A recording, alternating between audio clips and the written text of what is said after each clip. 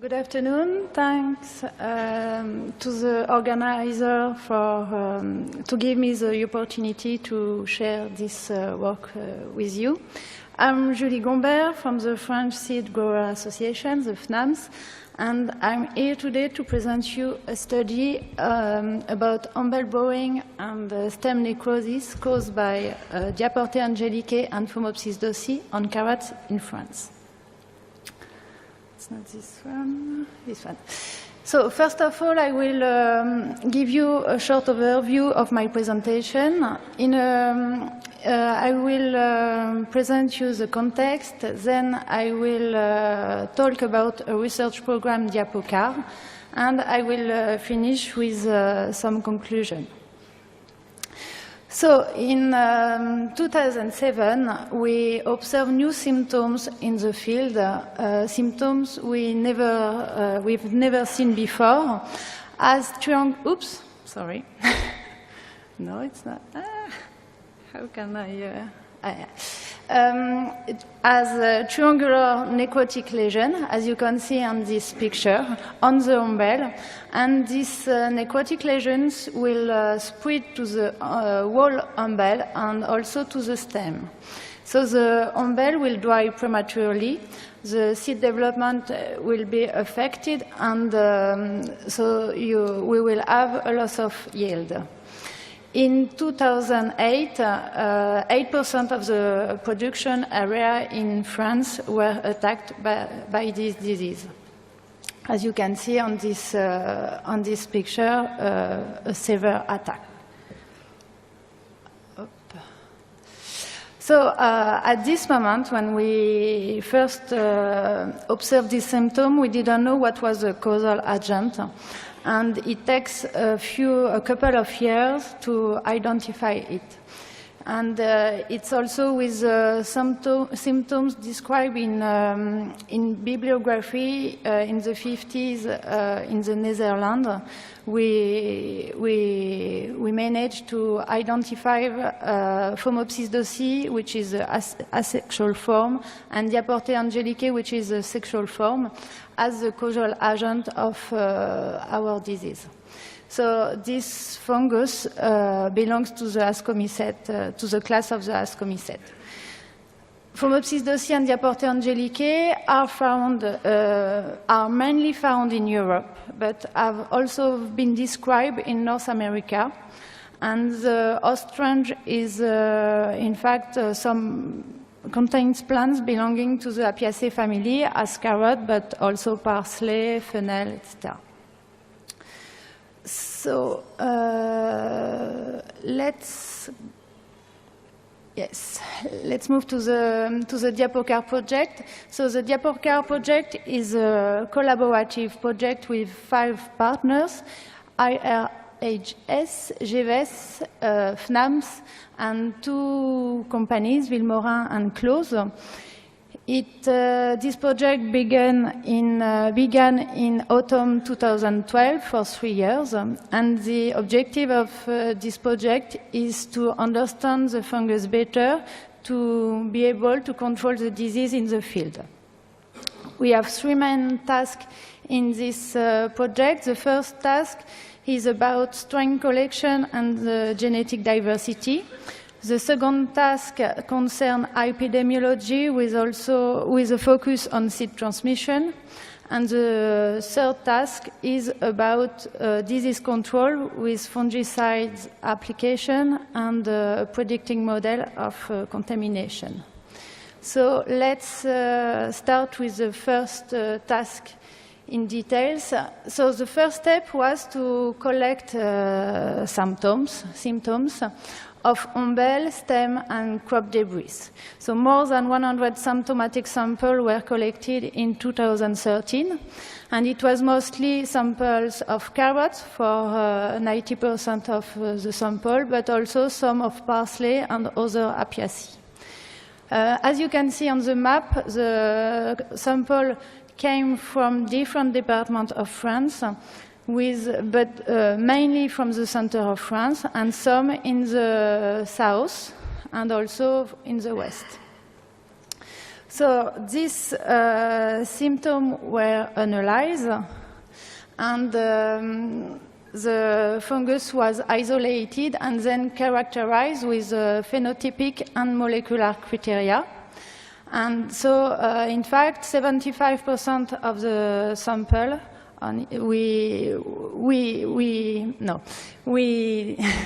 we found Diaporthe angelicae on 75% of the samples.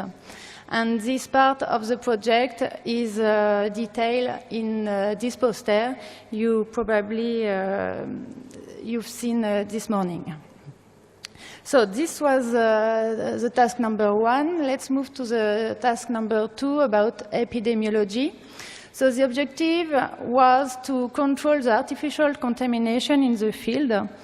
And so the first step was to be able to produce the inoculum in vitro, and this was done. And then we compare different means of inoculation by cutting, by spraying, and by introducing crop debris with black spot on it. And we also compare different organs, stems, leaves, and umbels. So the result of this experiment showed that spraying on umbel and also introducing crop debris with symptoms are the best way to do the artificial contamination in the field. We also wonder, in fact, how the fungus moves along the plant. And so we decided on several plants to analyze the different parts of the plant. So we have some, on this plant, you have some part with symptoms, like the umbel and the main stem, and the other part of the plant didn't show any symptom. So the different parts were analyzed of this plant, and what we can see, it's on the part when we could observe symptoms. In fact, yes, the fungus was detected. And in blue, you've got the part when there was no symptom, and in fact, there is no detection of the fungus. But so this was expected, and but we also detect the fungus in the part of the plant where there was no symptom, and this was not expected. So Diaporthe angelicae does not always express symptoms on the plant. So that was task number 2. Let's move to task number 3 about the disease control. And let's have a look at the effect of some fungicide against against Diaporthe angelicae. So this graph presents the number of attacked umbel per 20 square meter during 1 month for different fungicide. So in T1 you've got the control, so with no fungicide, so no application at all, and different fungicides. So in red here you will have the score, in green acanto, and etc. And you've got the active substances of these different fungicides here. And what we can see, there is 2 groups. So the first group, the group A, in fact, is similar to the control. So in fact, you've got no effect of the fungicide against the fungus. And at the opposite, the group B, you've got a lower number of attacked umbel for these 3 fungicides. So which is the score, acanto, and filan SC seems to be efficient to control the disease in the field. This result needs to be confirmed.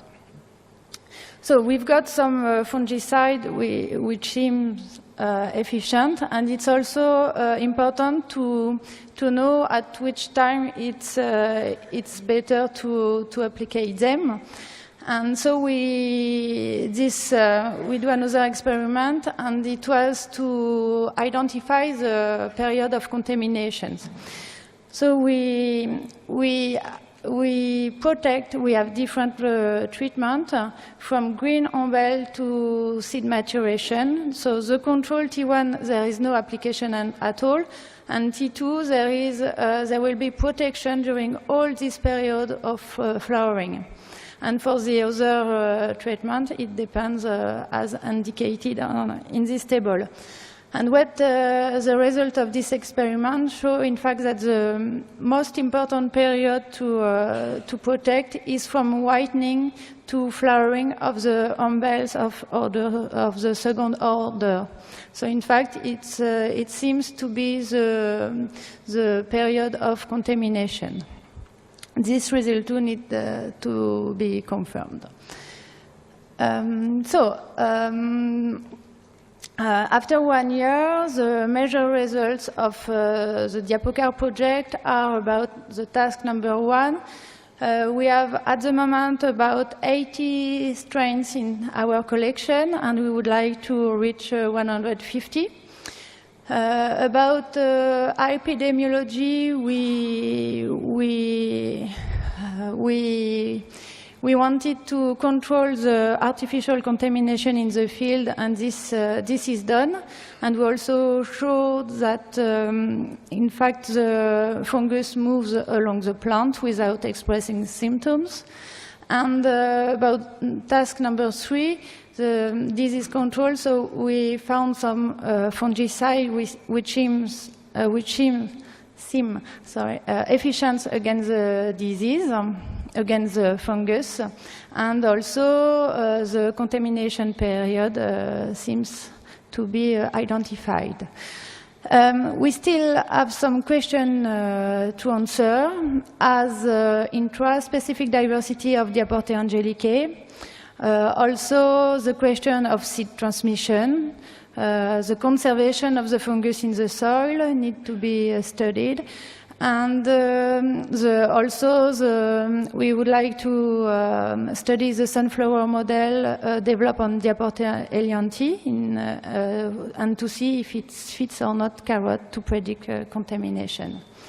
Before to finish, I would like to thank the different people who work on this work. So Franck Bastide, Isabelle Serranda and Valérie Grimaud from GVS, Franck Bastide, Pascal Poupard and Philippe Simoneau from IRHS, Juliette Collop from Villemorin, Pierre-Louis Guillermin from Close, Élise Morel, Gauthier Fourmont, Vincent Odo, Bernard Valena, Fernand Roch, Benoît Berriot, and Emmanuel Laurent from FNAMS, Annette Penaud from Cetium, Dominique Blancard from INRA, and the French Ministry of Agriculture for its support, its financial support on this study.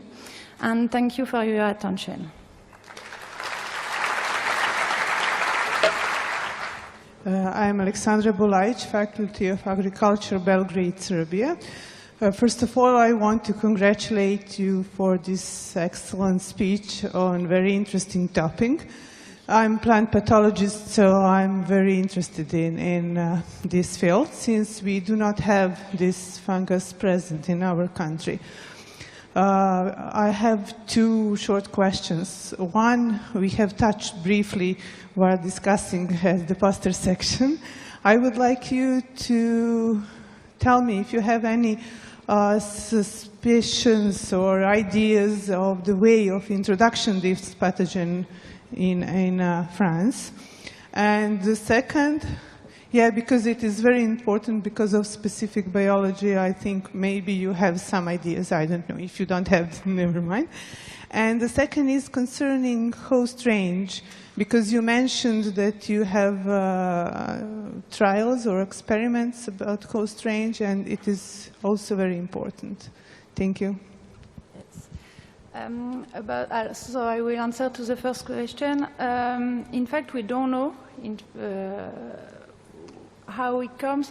What we know, it's in fact it's the first time we saw the symptom some years ago, but yeah, we don't know, in fact, if the fungus was present before or maybe he didn't express any symptoms, so he was, we didn't observe it, but we don't have any answer about why now we've got it and not before. Sorry. And the second question was about the strains collection? No.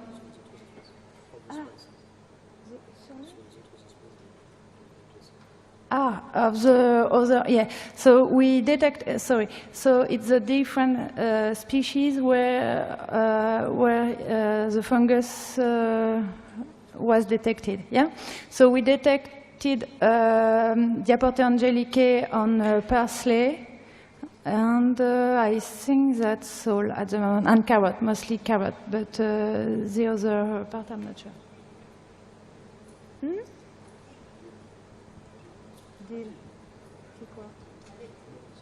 And dill, sorry.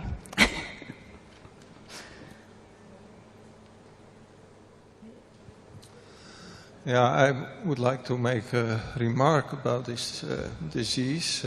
I'm from the Netherlands, and in the past there was also seed production of carrots in the Netherlands, mainly Amsterdam types. And my grandfather, he used to be a small grower of several horticultural crops, and in some years he produced open-pollinated carrot seeds. And I know from remarks of my father that Phomopsis was a real problem. That was a big concern for them, because if they got an infection by Phomopsis, the seed production failed. Yeah. This was about, must have been 70, 80 years ago.